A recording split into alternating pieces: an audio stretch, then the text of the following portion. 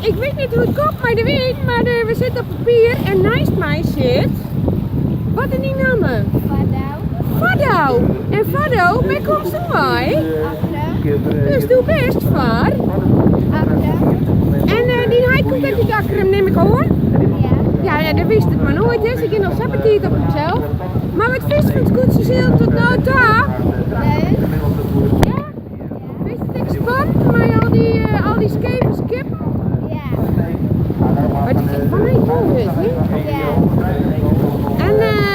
En wat denk je, wat doet Akkerum Joet? Wat zei hij door die vinger dan een keer erbij?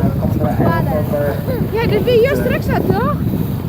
Nou, ik ben wel fan van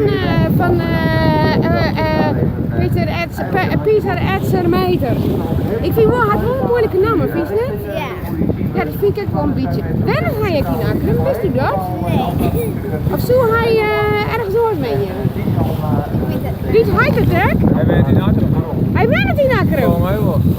Ja. Doe je zus volgens mij in een café? Nee, maar ik heb wel eens jongen. Nou. Goed zien voor jongen. Ja? Maar je bent er nou net op weg. Nee. Misschien komt het nou wel. Dat is zo wel mooi wezen. Ja. Maar jouw dochter dan? Zeker, dan altijd. Nou, ik wil hem zeggen, ik wens je een hele noffelijke middag. En ik hoop je vandaag dat het 12 Marie. Ik hoop het echt. Toch? En dan kun je van de jongen een mooi feest vieren in Akkerum. Ja. Toch? Of in te rennen? Oh ja, de hennen.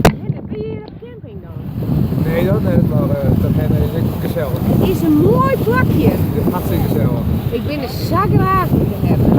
Ik ook. Alles is dichtbij. Toch? Ja. Nou, Jildo toch of Vardo? Vardo, tegen dank. Even een toekje. Zo. En nogmaals een noffelijke scootje midden. Ja. Nou, dan zet ik hem nou weer op stop en dan is het helemaal klaar.